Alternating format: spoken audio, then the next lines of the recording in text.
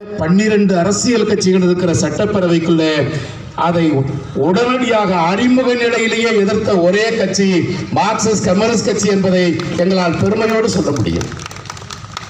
நாங்கள் 2 பேர் தான் மார்க்சிஸ்ட் கட்சியில் எம்எல்ஏக்கள்.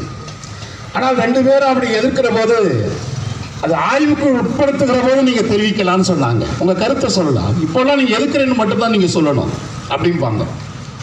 ஆய்வுக்கு எடுக்கிற போது எல்லாரும் என்ன சொன்னாங்கன்னா, நீங்கள் திராவிட முன்னேற்ற கழக கூட்டணியில் ஜெயிச்சிருக்கிறீங்க, கொஞ்சம் பார்த்து நடந்துக்கங்க அப்படிதான் சொல்லுவாங்க. நாங்கள் அதுல எல்லாம் எந்த சந்தேகமும் கிடையாது.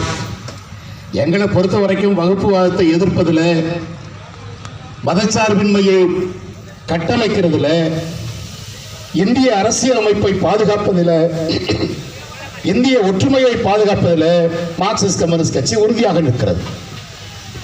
ஆனால் இந்தியாவில் இருக்கிற தொழிலாளி வர்க்கத்திற்கு அல்லது தமிழகத்தில் இருக்கிற தொழிலாளி வர்க்கத்திற்கு ஆபத்து என்று சொன்னால், தொழிலாளி வர்க்கத்தின் உரிமையை பாதுகாப்பதற்காக குரல் கொடுக்கிற கட்சியாக மார்க்சிஸ்ட் கம்யூனிஸ்ட் கட்சி கம்பீரமாக நிற்கும் என்பதைத்தான் நாடு முழுவதும் இன்றைக்கு நாங்கள் பறைசாற்றிக் கொண்டிருக்கிறோம்.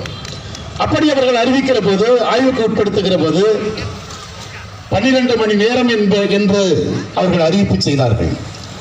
அறிவிப்பு செய்ததற்கு பிறகு நாங்கள் எதிர்த்தோம். அப்புறம் இந்திய கம்யூனிஸ்ட் கட்சி எதிர்த்தாங்க, விடுதலை சிறுத்தை எதிர்த்தாங்க, என்ன சொன்ன ஓபிஎஸ் கூட எதிர்த்தாரு, எல்லா கட்சிகளும் எதிர்த்தாங்க. ஆனால் யார்